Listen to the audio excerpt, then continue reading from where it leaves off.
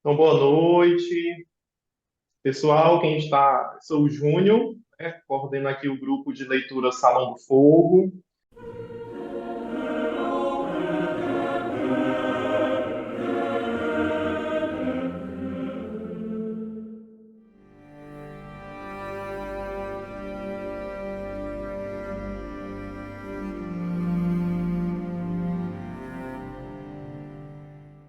Somos um grupo de leitura dedicado a ler Tolkien, né, aquelas pessoas que sentem interesse em aprofundar Tolkien. E a gente faz a leitura das obras de Tolkien numa ótica católica, né, vamos fazendo relações, reflexões a partir da leitura e da nossa vivência de fé. E aí, nós estamos hoje reunidos para poder compartilhar e refletir um pouco sobre o Silmarillion. Estamos na nossa leitura atual com o Silmarillion. Estamos já na metade do livro, capítulos 9 a 18, e hoje a gente vai conversar um pouco sobre o que nós lemos durante esse mês, né? E hoje nós temos a alegria de ter uma presença especial conosco, nosso amigo Sérgio Ramos, do canal Guardião Católico, está conosco hoje. Vou passar a palavra para ele, ele vai se apresentar e também falar aí uma novidade, né, um pouco dos projetos dele também para esse tempo. Com você, Sérgio, seja bem-vindo. Valeu, Júnior. Obrigado aí pela oportunidade.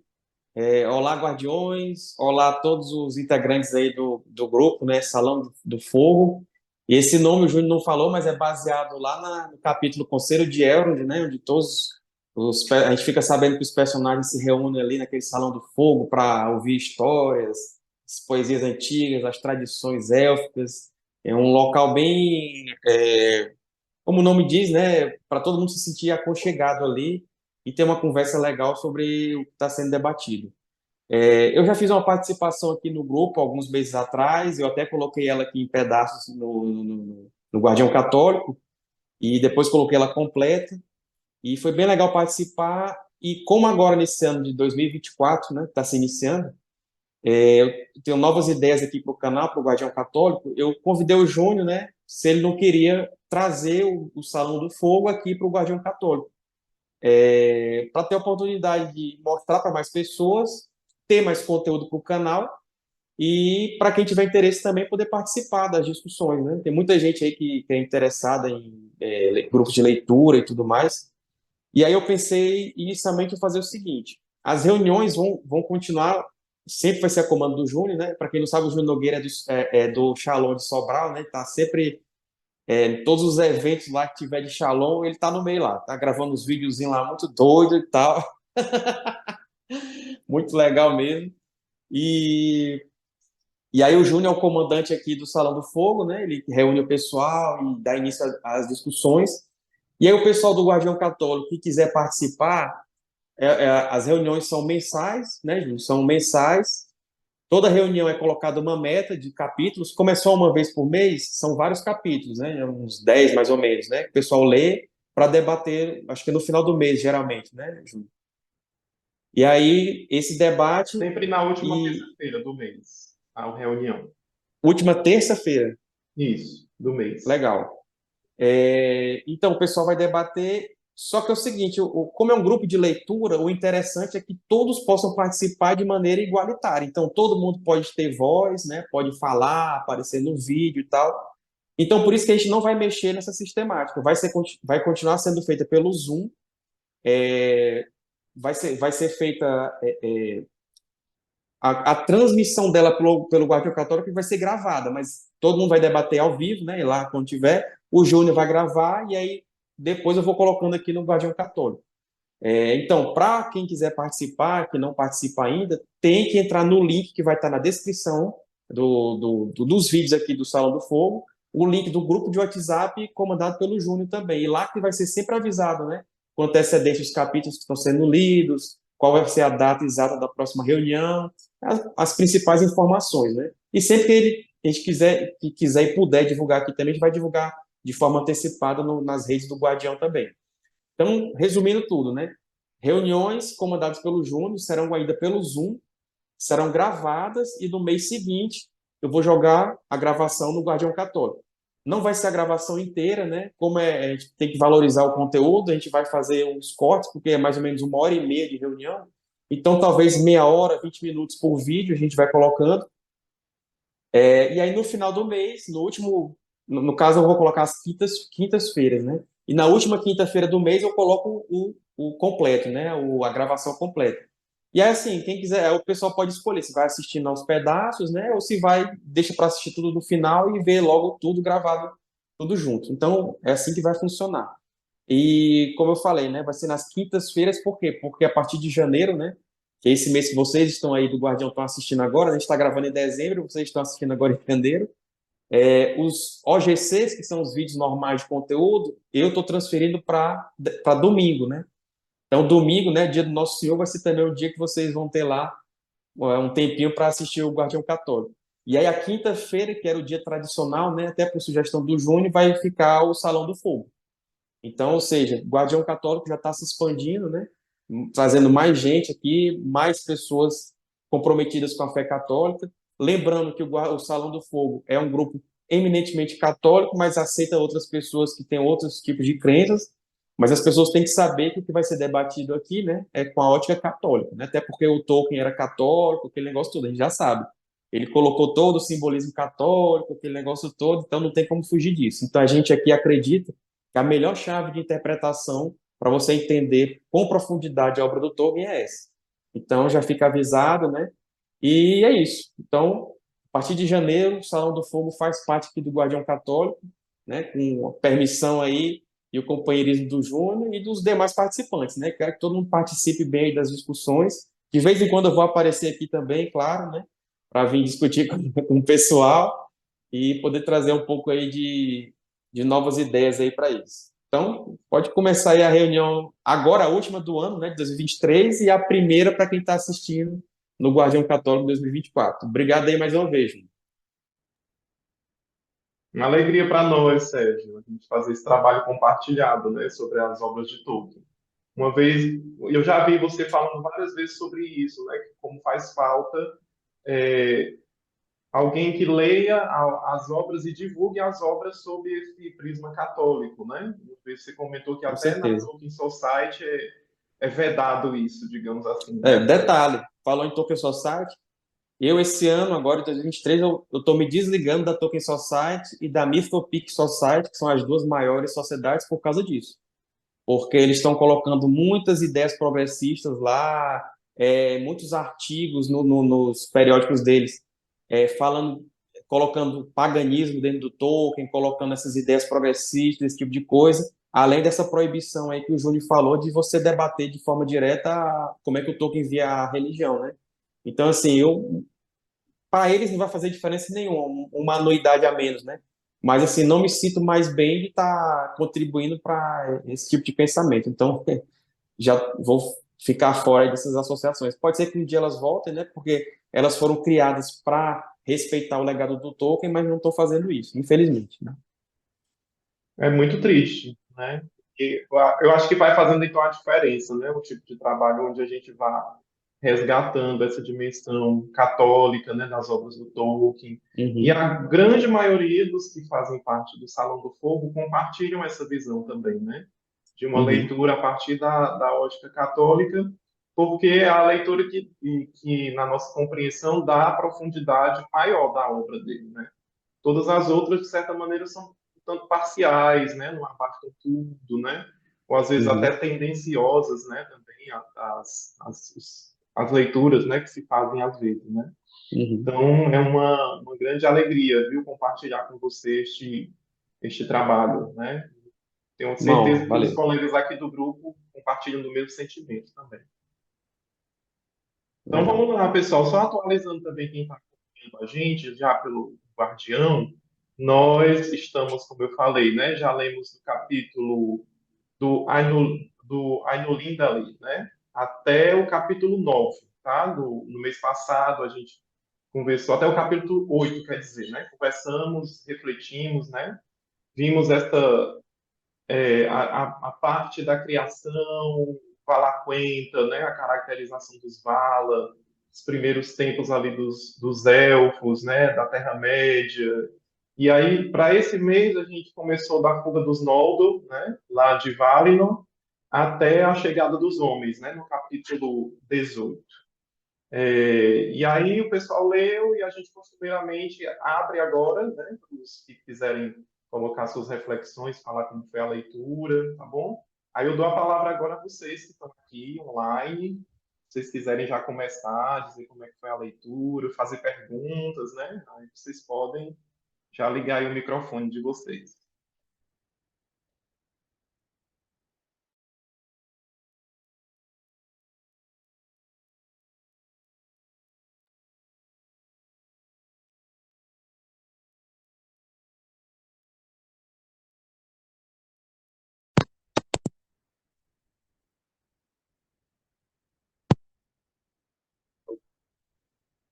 Tá dando para ouvir aí?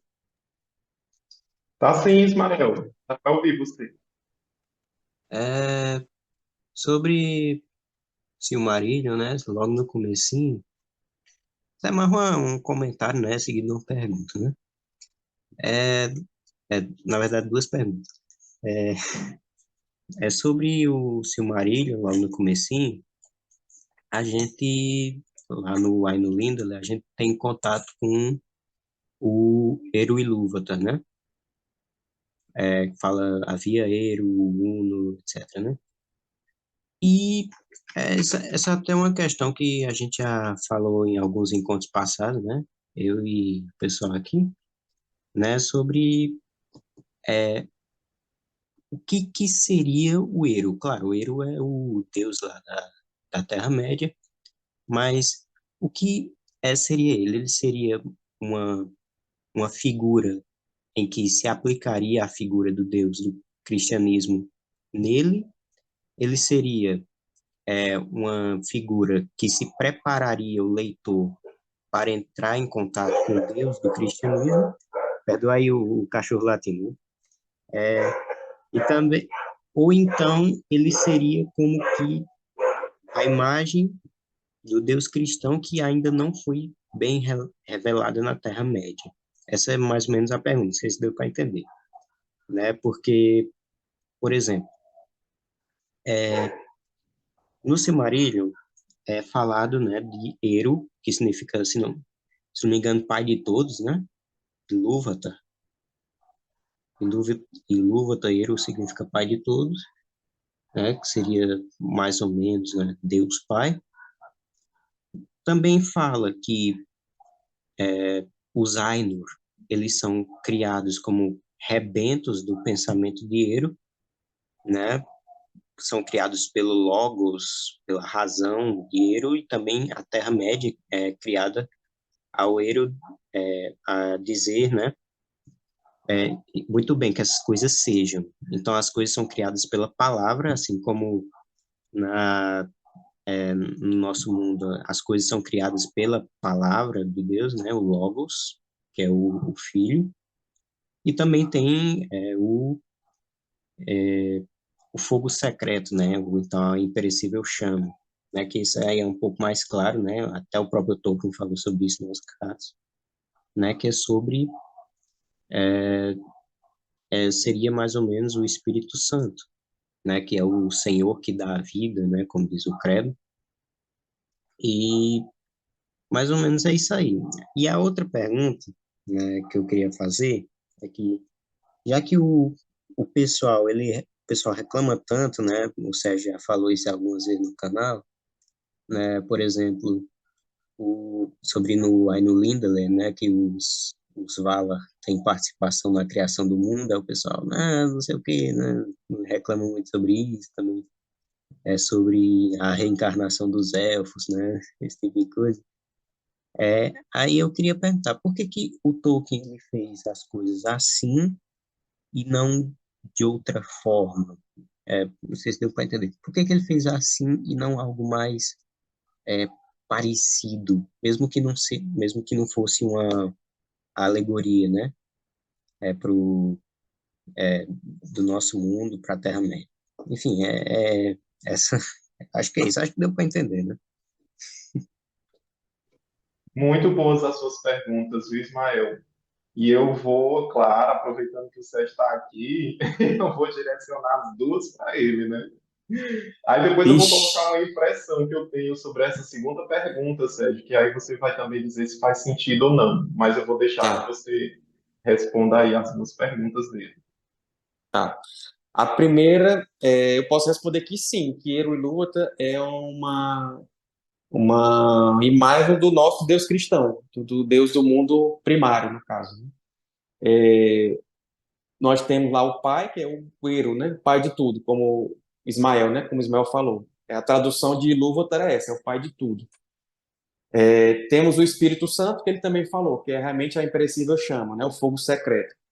Que está aqui, às vezes as pessoas se perguntam, mas por que depois Eru abandonou o mundo, a Terra-média, e não, ele deixou a imperecível chama, né? Era o que estava aqui. Tanto é que o Gandalf fala, né? Eu sou o do fogo secreto, o servo do fogo secreto e tudo mais, né? Então ele está aqui cuidando da gente através disso. E a questão do filho, né? Fica faltando, porque realmente o Senhor dos Anéis é uma obra fantástica pré-cristã, né? A história se passa antes da revelação cristã. E aí até tem uma carta do Tolkien onde ele fala que não há personificação de Eru na obra. E aí por isso que a gente excluía de Tom Bombadil, né? Quando o pessoal, quem é Tom Bombadil e tal? Não, não é Eru e Luva, porque o Tolkien disse numa das cartas que não havia a personificação de Deus nas obras. Porém, existe um texto chamado Atrabet, né? Resumidamente, que é uma conversa do elfo Finrod com a Andreth, que era uma humana, né? Uma mulher. E no meio dessa conversa, eles estão conversando sobre assuntos teológicos da Terra-média e fala-se de uma vida personificada de Ero. E aí a gente já imagina Jesus Cristo. Então, assim, as três figuras da Trindade acabariam, por fim, sendo representadas no legendário da Terra-média. Né? Isso é uma questão que eu não vou nem adentrar muito, né? A questão do Através lá do texto, porque é bem complexo. Mas tem essa possibilidade, né? Essa vinda de Ero, né? Depois para refazer o mundo, né? Que seria como se fosse a segunda vida de Cristo, né? Uma coisa assim. E então tem, né? Então realmente é o mesmo Deus nosso, né? O Ero Ilúvatar. E já vou pular para. Depois eu quero ver o que o Júnior tem a dizer sobre isso, né? E já pulando para a segunda, é mais ou menos. Eu vou procurar agora. Vou deixar o Júnior falar, eu vou procurar nas cartas aqui, porque teve uma carta que realmente tinha uma livraria católica lá, e o dono da livraria lá em Oxford, o dono da livraria reclamou com o Tolkien porque que ele colocou reencarnação. Foi justamente nesse ponto. E aí o Tolkien explica, né?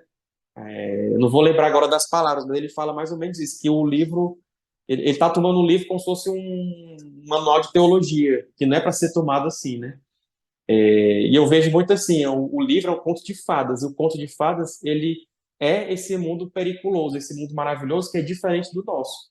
Tanto é que sempre que um homem, um humano, ele vai para aquele mundo, ele sente tudo estranho, né? É um estranhamento, né? São seres que ele não consegue compreender direito, a passagem do tempo é diferente, as coisas se movem de uma forma diversa do nosso mundo, então é isso que o Tolkien quis passar lá, né? Acho que nunca foi a intenção dele de fazer uma segunda Bíblia, né, entre aspas, uma continuação da Escritura. Então, por isso que ele era contra a alegoria. Ele não queria que fosse vista só desse aspecto. Então, eu acho que é isso. É uma obra, um conto de fadas, onde o simbolismo é cristão, mas não quer dizer que a gente tem como relacionar tudo, né, nos mínimos detalhes com a nossa teologia aqui do mundo primário. Então, eu vou deixar para o Júnior falar e vou procurar a carta aqui, que ele responde esse editor católico. Pronto, aí o Sérgio vai ouvir aqui, aí depois ele vai dizer se tem lógica. Mas, Ismael, eu acho que foi quando eu estava assistindo o TT lá sobre a reencarnação élfica, né? E aí eu fui fazendo essa reflexão, porque o Tolkien fala que o destino dos elfos era eles estarem ligados ao mundo enquanto o mundo existisse, né? Que era um destino diferente do dos homens, né? Os homens tinham a dádiva de Ero, né? Que é a morte, mas os elfos não. O destino deles era estar ligados ao mundo, né? Enquanto esse mundo existisse, enquanto tal, né? Só que eles, apesar de terem essa condição de imortalidade, eles estavam sujeitos à morte em duas possibilidades, né? ou pela tristeza ou por um ferimento grave, né? Se eu não me engano. Acho que eram as duas possibilidades de morte do elfo. Então, nessas exceções em que um elfo morre, ele, por estar o destino dele ligado ao mundo, ele teria que voltar de alguma maneira, né? Porque o destino dele não era permanecer em Mandos, né? Ali, digamos que era uma situação de exceção. Ele precisaria voltar. E eu acho que esse recurso à reencarnação talvez tenha sido o termo ou a forma mais adequada que o Tolkien viu, né? Para poder o elfo voltar e cumprir o destino dele, que era estar no mundo, né? Tanto que, para quem conhece a doutrina espírita, não é a mesma coisa, né? Que a reencarnação espírita. Não se fala de outro corpo, por exemplo, né? No caso da reencarnação élfica, ele volta no mesmo corpo, é a mesma pessoa ali, que viveu aquela mesma vida que foi interrompida pela morte. Então é como se ele fosse continuar a mesma vida. Talvez um mundo diferente, convivendo com pessoas diferentes, mas ele estava vivendo a mesma vida ali, né? É essencialmente diferente da reencarnação do espiritismo, né? Onde a pessoa vem e a função também é diferente, né? Não, o elfo vem para poder continuar essa vida dele, cumprir o destino dele, que ele está ligado ao mundo, né, enquanto o mundo existir. Já no espiritismo tem aquela função de aperfeiçoamento, né, a pessoa vem para poder se purificar, pagar por erros de vidas passadas. Então a lógica é completamente diferente, né? E aí eu vi até um comentário de exatamente, Cristiano, né? Eu vi um comentário de uma pessoa num dos vídeos do PT, ela assim meio que indignada porque essa ideia de reencarnação fugia da doutrina católica, né? E eu acho que ela Uhum. estava confundindo Tolkien com Lewis, né? Assim, e não é, né? Assim, eu entendo essa lógica pela própria finalidade do elfo no mundo, né? Tinha que haver uma forma dele voltar para poder cumprir o destino dele, né? Mas aí o Sérgio vai dizer se isso faz sentido ou não.